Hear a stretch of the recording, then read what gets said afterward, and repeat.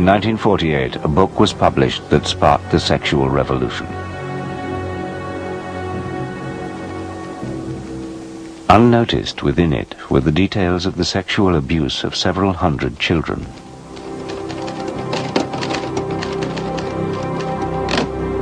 Who were these children? Who were their abusers? And how did the world's most famous sex scientist come to use the details of these sexual assaults as evidence of children's sexuality?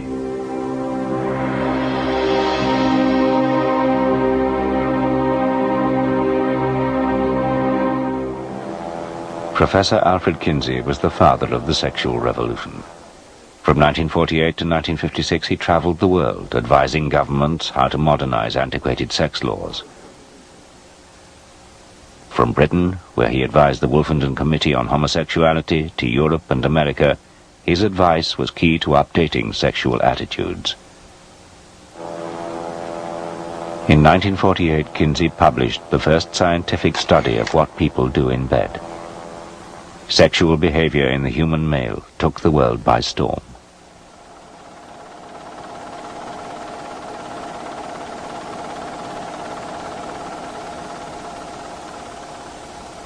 When the book came out, it simply hit America.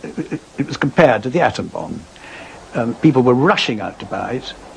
It sold something like 300,000 copies for a book almost twice as expensive as the ordinary book, and certainly 5 times as fat. All the papers had it, either in the front pages or very, very big in the middle pages. All the magazines, Life, Time, had 6 or 7 page spreads about him. Before Kinsey, America had a schizophrenic attitude to sex. No matter what they did in private, in public, its citizens adhered to a strict moral code. The only sex that is sanctioned by society and its legal strictures in the 20s and 30s is sex between people who are married. And even then, there's some interesting and arcane laws about even husbands and wives. One of my favorites from Northwood, Arkansas, that a man and woman, even if they're married, mustn't laugh while they're having sex, because, that's sex is serious business. Oh, the sexual climate in those days was, well, to put it gently, repressive. Everything was illegal except wet dreams. And so, well, if you had premarital intercourse, that was labeled fornication. If you had extramarital intercourse, that was adultery. Of course, homosexuality was taboo completely. So was animal contact. If you tried petting, you had to be very careful of the age of your partner, or you would be contributing to the delinquency of a minor. You also had to watch your techniques. If there was any mouth-genital contact, by definition, that was sodomy. Literally, as Kinsey once said, if all the sex laws were rigidly enforced, about 90% of the males would be felons. Kinsey's book challenged most known views on sexual behavior. From masturbation to adultery, homosexuality to bestiality, Kinsey's patient research appeared to reveal the reality of America's sex life. We took sex, you might say, out of the closet. We made it possible to discuss sexual matters in the home, in the office, in schools, and even in the media. We sort of broke the taboos. The research was based on the biggest survey of sexual attitudes and behavior ever undertaken. Kinsey invented a highly detailed, confidential questionnaire. His researchers had to learn the complicated code which encrypted both questions and answers. Paul Gebhardt was a senior member of the team. Frankly, it was a damnable thing to memorize, and Kinsey forced us to memorize it. He wouldn't let us keep a little guide or cheat sheet or something. We had to memorize it verbally. It was a sheet of paper divided up into columns and lines, and each column dealt with one subject. For example, one column dealt with the frequency of intercourse in marriage, another column dealt with masturbation, another column dealt with psychological responses to sexual stimuli, etc. Another thing he did was always to assume that people had done everything. It was never, have you had sex with a pig? It was, when was the first time you had sex with a pig? And as one of his interviewees said, if you hadn't had sex with a pig, you were fine, but if you had, he'd got you. He was in the market for everything.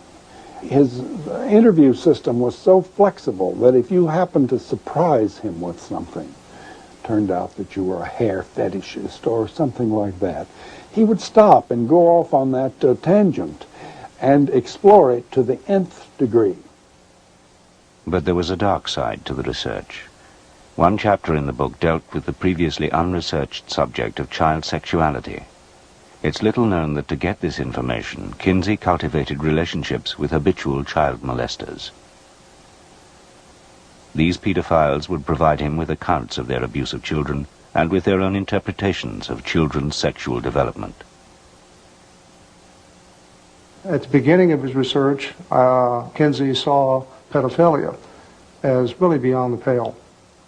As he collected more and more data, and as he, again, hoped to promote more and more tolerance, he has a hard time maintaining moral boundaries.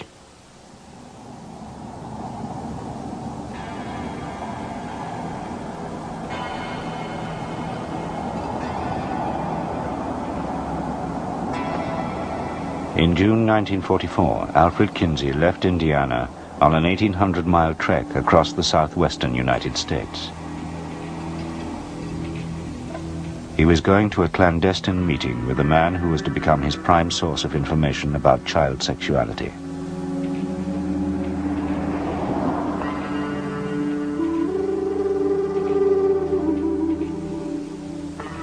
This individual was, I suppose you might say, his interest in sex was his main hobby in life.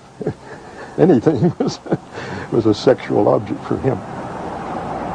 He was interested in having sex with men, women, and children and animals. And he just was curious to see what would happen.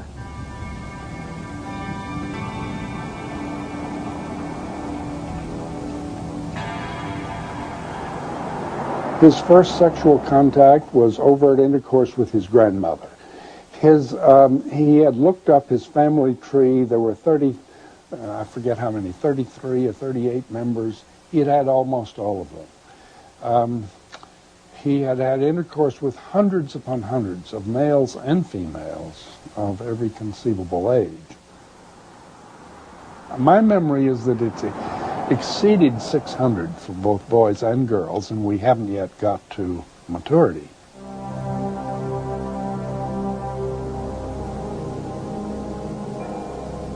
The man was a U.S. government land examiner called Rex King. To protect him, Kinsey gave him the code name Mr. Green. His job took him across Arizona and New Mexico, trips he used to prey on children.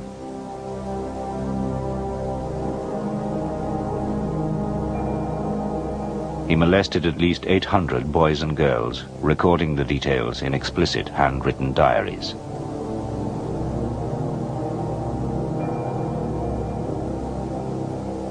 Kinsey was told about Green by his own mentor in sex research, Dr. Robert Dickinson. Dickinson had collaborated with the paedophile for several years and taught him how to record his child abuse in scientific detail. He told him how to measure things and time things, and encouraged him to, he knew he was going to do his ordinary behavior anyway. Dickinson couldn't have stopped him from being a pedophile. But he said, at least you ought to, do something scientific about it, so it won't be just your jollies, it'll be something worthwhile to science. So he gave him some training by letter and correspondence.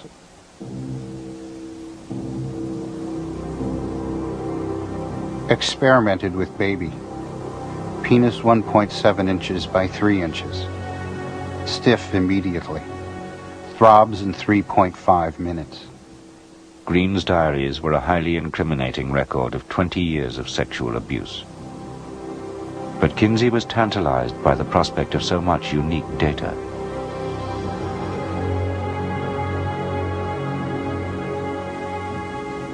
I congratulate you on the research spirit which has led you to collect data over these many years. Everything that you've accumulated must find its way into scientific channels. Kinsey worshipped data. Anyone who could contribute to his aggregate data had a very high place in his, pantheon of heroes. And when Kinsey learned about this material, he saw it as a gold mine, as a scientific gold mine that would provide information in an area about which science knew very, very little. Kinsey met Green at a secret location in Arizona.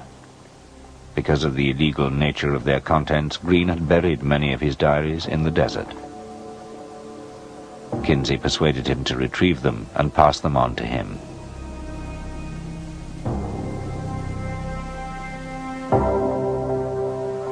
Green had been a predatory child molester for more than 20 years. So why did Kinsey agree to work with him?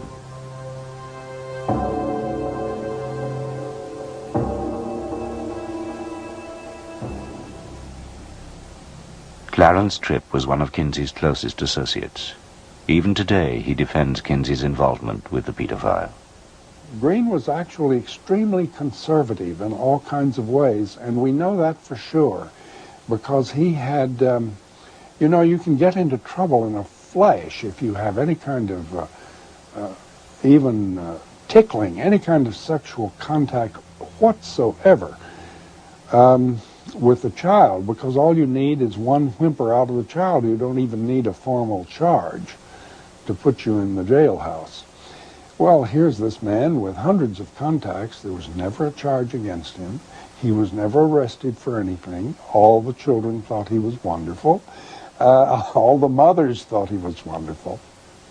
There are two, I suppose, lest you get contradicted, there are two instances in which a young boy or girl, I guess it was, I don't remember,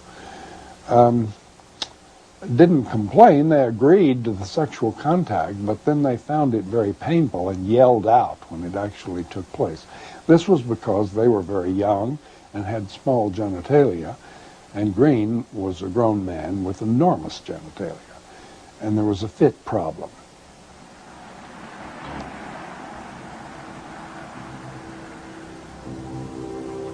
For the next 3 years, Kinsey corresponded regularly with Green. In 1948, he would publish large sections of Green's diaries in his first revolutionary book on human sexuality. But rather than presenting them as the claims of a self-confessed child abuser, Kinsey put them forward as the first ever scientific proof that children were sexual beings from birth.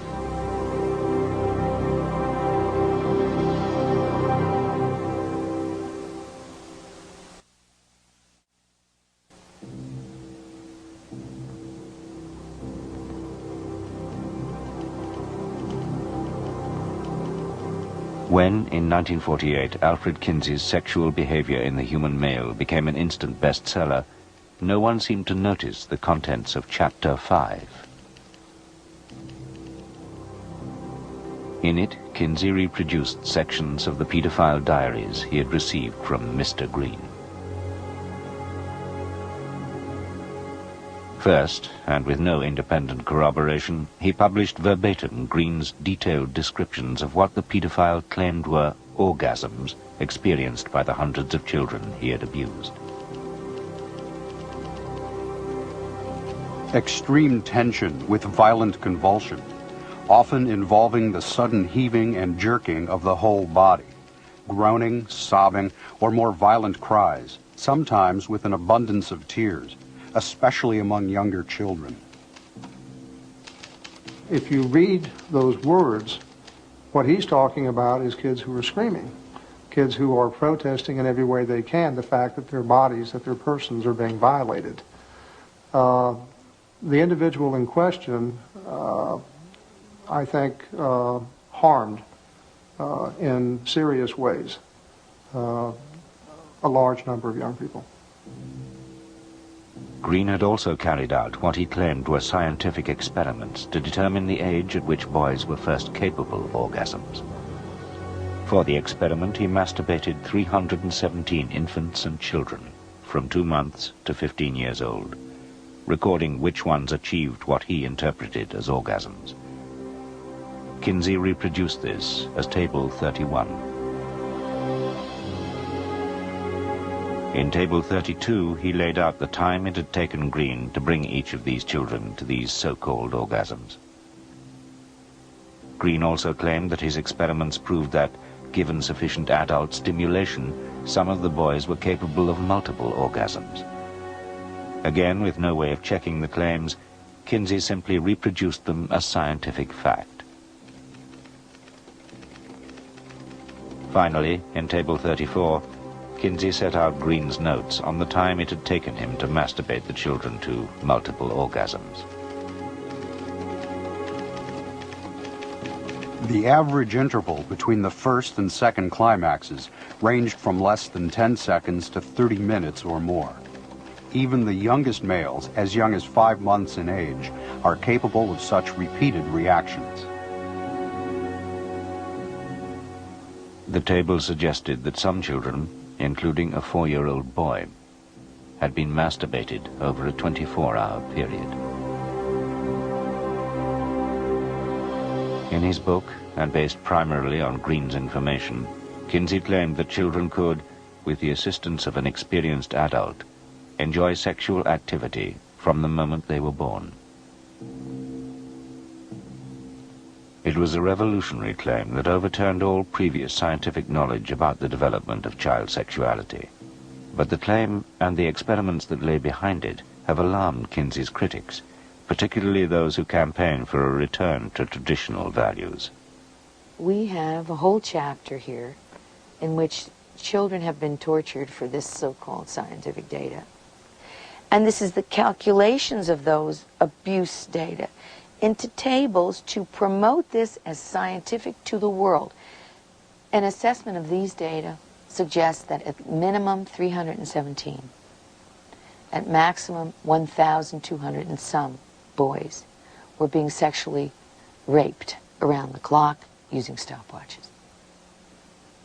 Because of its illegal origins, Green's material was a closely guarded secret. Only a trusted inner circle knew of its existence. It was illegal, and we knew it was illegal, but it's very important for people to study childhood sexuality. In other cultures, anthropologists can sometimes do this, but in our culture, it is because of our insistence that children are non-sexual, studying childhood sexuality was essentially impossible, except, for this case like Green.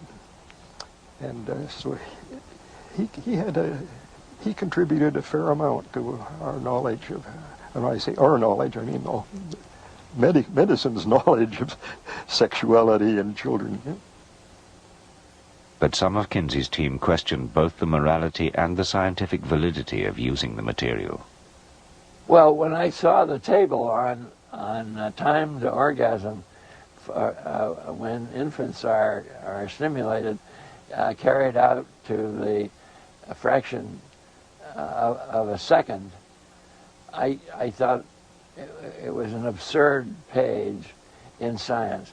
But to actually stand there with a stopwatch and have somebody or oneself stimulate the infant and time it to the split second was simply so gross that I didn't feel it had a place in a scientific book. Remember that Noah's, who I've never met, was he's a very upstanding kind of man. He was damaged in childhood with all this morality. And then he had this peculiar moralistic wife, I'm understating it, and through all this, it sounded to him like pure sin. Whether or not I had a moral objection to it, and I did, but that was not the point. It was that this was a scientific book. He was proud of its being scientific. And here was some completely unevaluated, potentially important stuff carried out to absurd numbers, fractions of a second. It was irrelevant. It was unworthy of him as a scientist. 50 years after Kinsey first published Green's Paedophile Diaries as scientific fact, the Kinsey Institute has been forced to defend his involvement with paedophiles. Director John Bancroft accepts that the scientific reliability of Green's diaries was dubious, but believes Kinsey was justified to make use of them.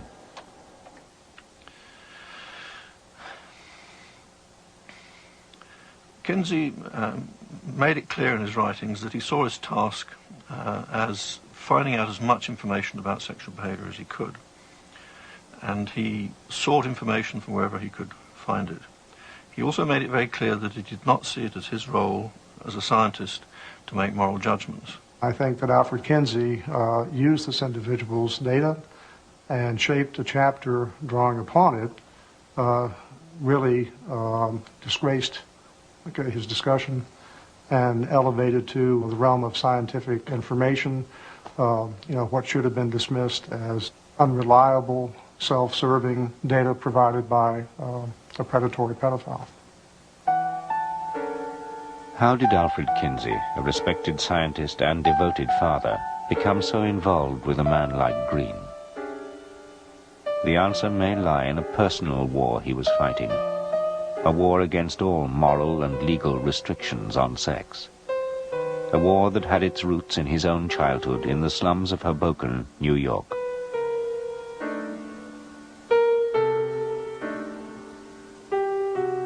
His parents were very poor, and Kinsey's life was dominated to begin with by poverty, very religious, repressive, not just sexually in every way, drink, smoking, Methodist religious background. The family was almost friendless. They were so religious.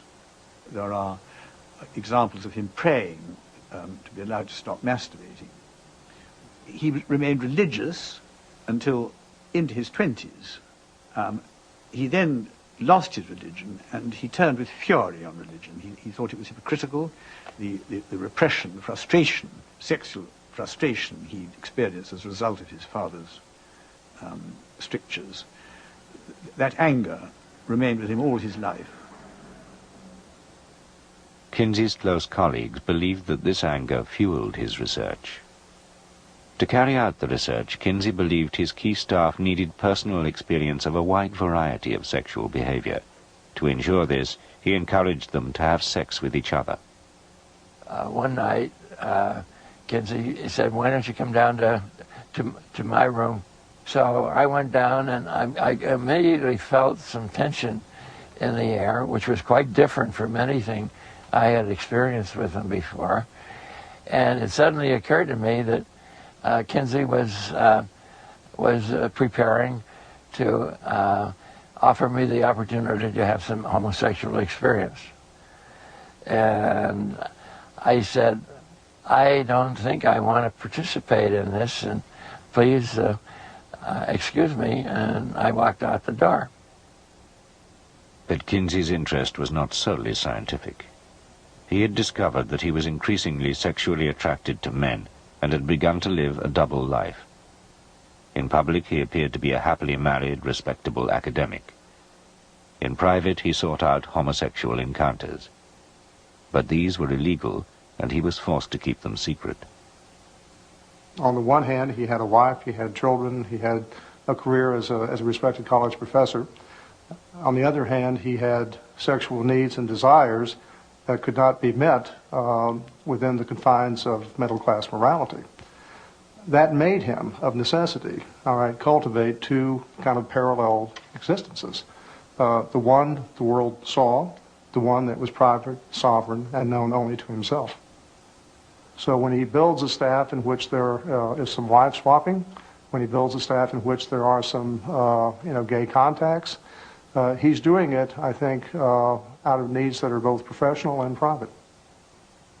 To satisfy these twin motives, Kinsey secretly commissioned a series of explicit sex films involving his staff and outside volunteers. Clarence Tripp was his first photographer and became one of his closest confidants. I was a photographer from 20th Century Fox, and he said, "Oh, among other things, do make me some movies. I need 2,000 orgasms." Of course, we never got to 2,000, but we got to hundreds. The types of behavior filmed kind of run the gamut. There was a lot of just heterosexual copulation. there was masturbation. There was also more than a little masochism filmed at the Institute. Kinsey, I think, wanted to use these films to, to study and to learn and to observe. That motivation was certainly there. I think also Kinsey has a personal interest in seeing the filming take place. For him, it's both satisfying emotionally, and it's also important scientifically that the filming take place. But Kinsey had begun to realize this type of sex research would take a heavy toll on both him and his staff. When Kinsey first hired me to do pictures, he said, I want to warn you of something. As soon as we get you to photographing sex every day and paying attention to sex, right, left, and center, pretty soon nothing will turn you on. Nothing in the area, nothing visual will turn you on, because you'll lose all those sensitivities. As he immersed himself ever deeper in human sexuality, the effects on Kinsey were becoming difficult to hide. Torn between the demands of his public image and his private sexual needs, his behavior became increasingly self-destructive. A strong association developed in him that in order to have sexual pleasure, he also had to pay for it in pain. Kinsey, on one occasion, circumcised himself with a pocket knife without anesthesia or anything else. That, to me, is an act of a desperate man. It's an act of a person whose private boundaries are starting to erode.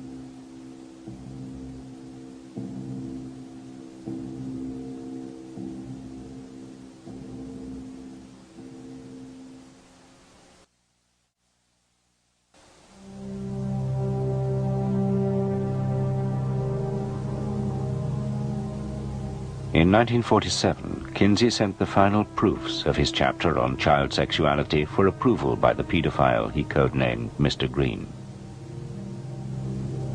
Much of it came from Green's child abuse diaries, which has called into question its value.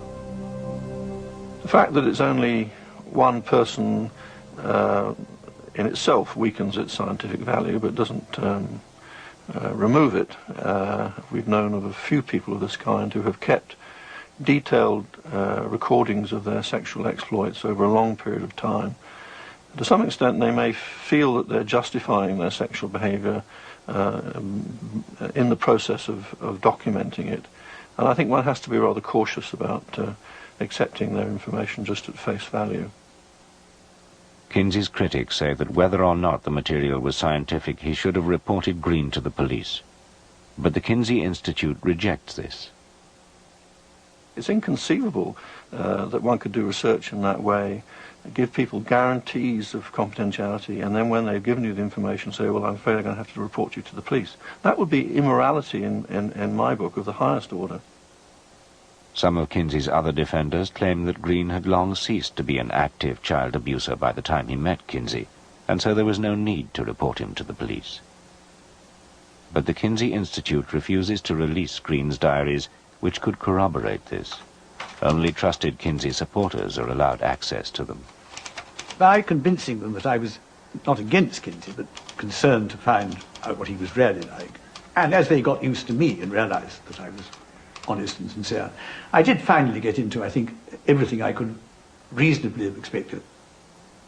But Jonathan Gaythorne Hardy's notes, taken during his access to Green's diaries, suggest that the paedophile was sexually active until 1954, more than 10 years after he first met Kinsey.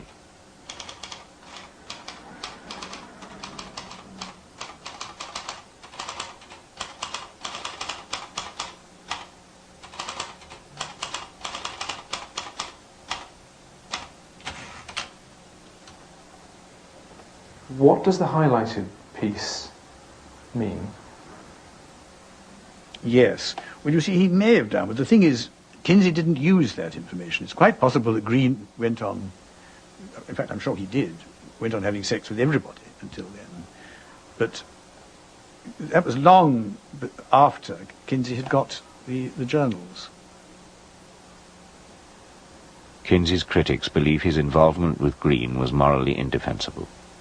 especially because the paedophile was probably still sexually abusing children. The only justification for defending Kinsey was that all this happened before.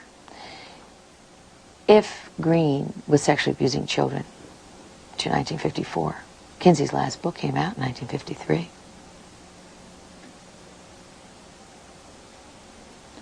That certainly would mean that all of that violence and all of that abuse was going on throughout the entire time Kinsey was collecting these data.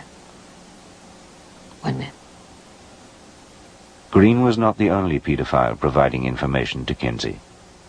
We got them in prisons, a lot of them, because we had the prison records of these people. So we'd say, give us a list of everybody in San Quentin who's sent up on pedophilia charge, and we'd go after them.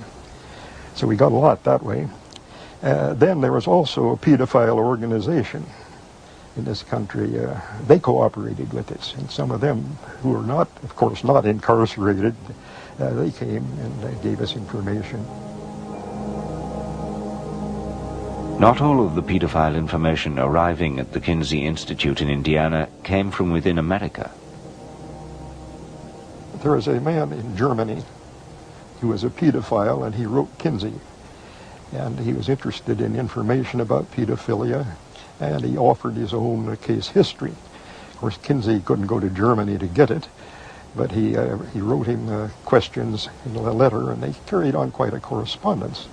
And we were learning some interesting things about pedophilia in Germany, you might say. The pedophile was Dr. Fritz von Baljusek, a former senior Nazi Party official. Before the war, he had been a stormtrooper. During the war, he had commanded a ghetto in an occupied Polish town. During all this time, and in the years that followed, he sexually abused hundreds of pre-adolescent girls and boys. He recorded the details in pseudo-scientific diaries in which he claimed to have masturbated and penetrated the children to assist their sexual development. At Kinsey's request, von Baljusek sent his diaries to Indiana. But then one of his victims was murdered. So the police were looking for pedophiles, and they ran across him and decided he was probably the murderer. And so as they went through his possessions, they found in his correspondence with Kinsey. So they said, aha, Kinsey must know all about this man. We've got to have Kinsey's testimony and whatever records this man sent to Kinsey.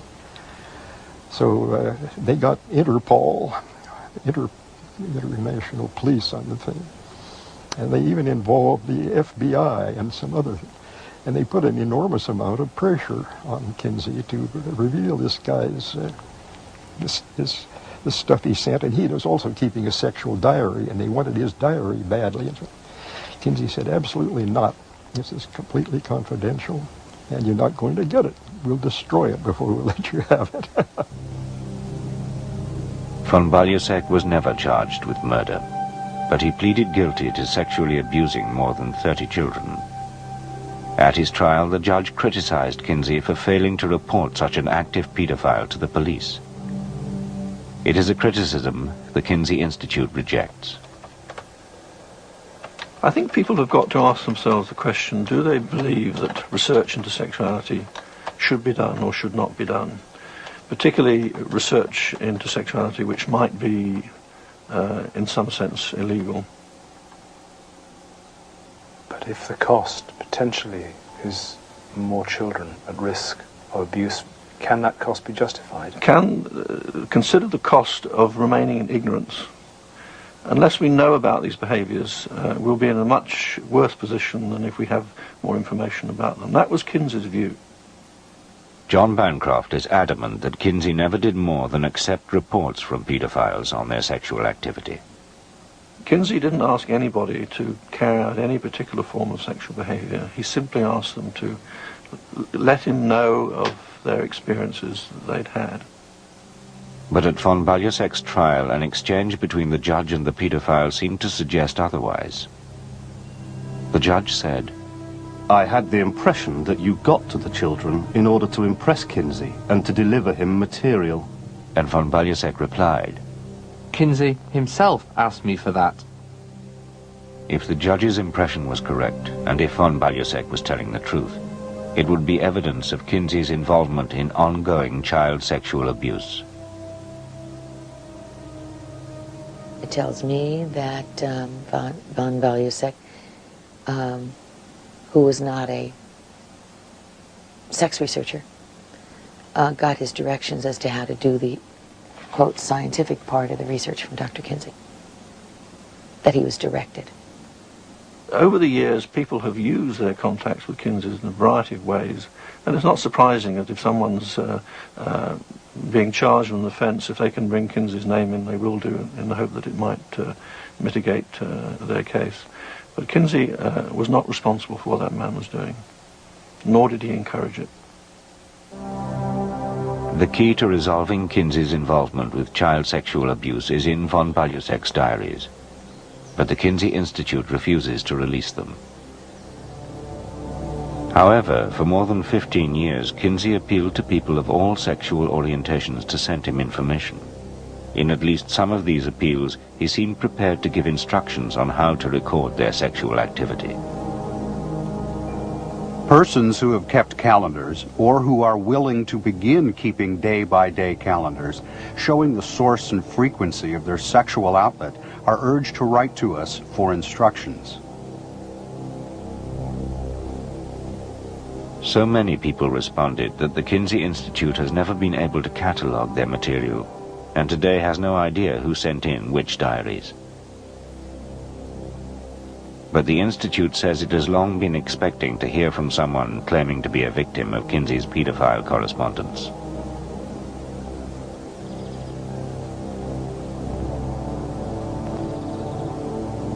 Esther White is the first person publicly to make this claim. Esther's family had a long-standing connection with Kinsey. Her grandfather attended Indiana University with him. But Esther came from an incestuous family. She claims she was abused first by her grandfather and later by her father. The abuse started with my father, I think, as a very young child, probably about age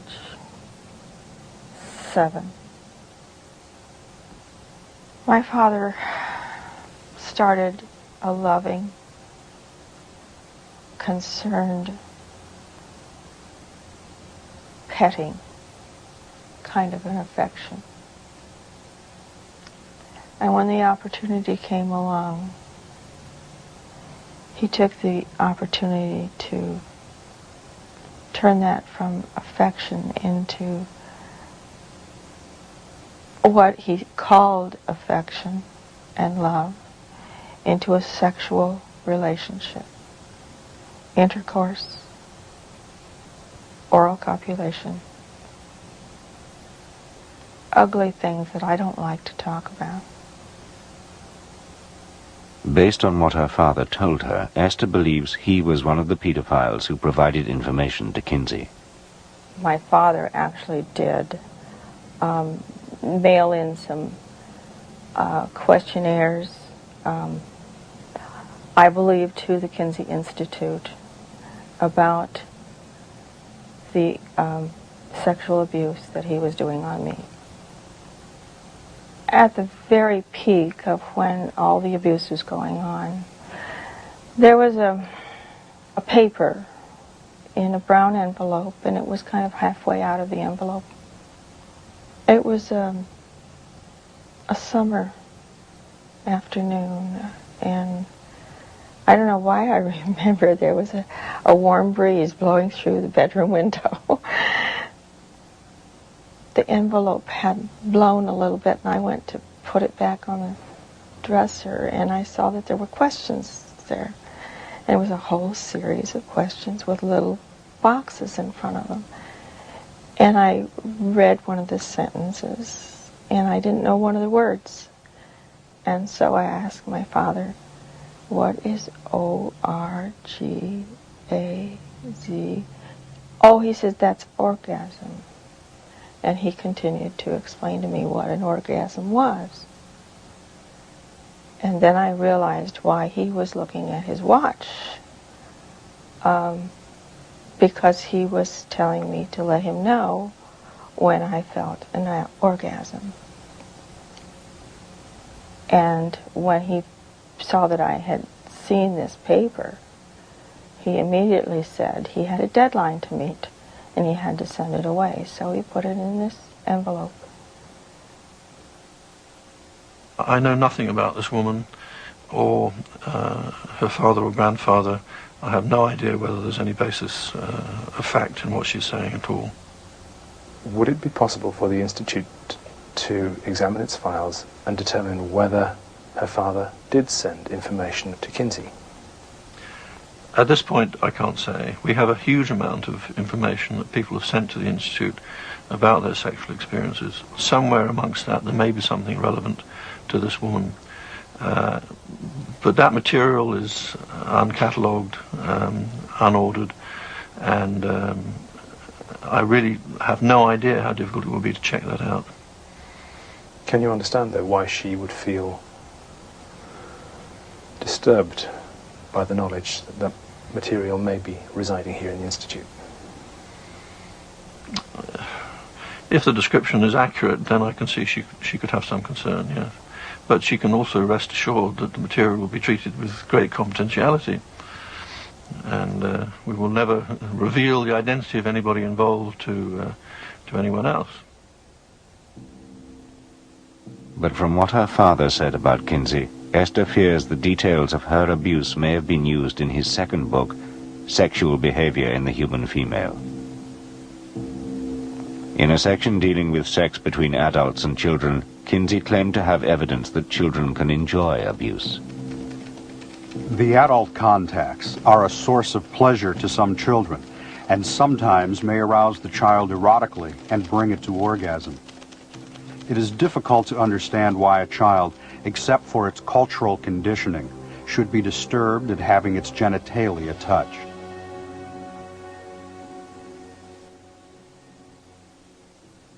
But for Esther, some memories are so painful they stand out even 50 years later. My school was going to have a little operetta. When I got on stage, I was so scared because I knew what was going to happen on the way home. My father put me in the back seat and, of course, continued to sexually abuse me.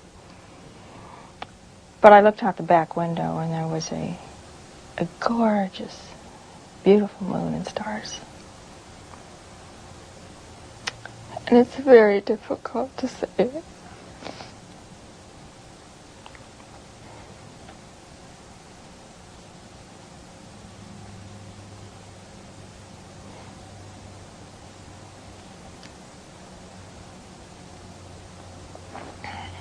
I'm sorry.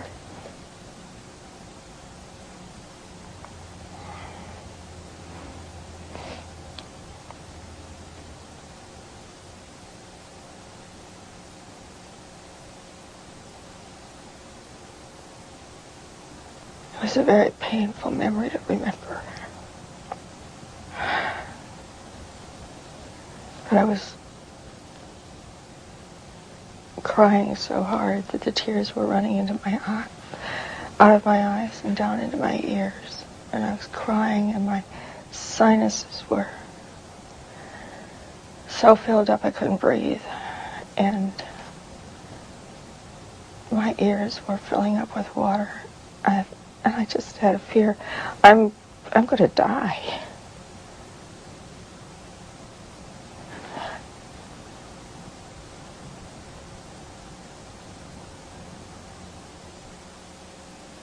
Surely the way to get information on children's sexuality is not by asking men who have a vested interest in saying children are sexual and they enjoy being sexual.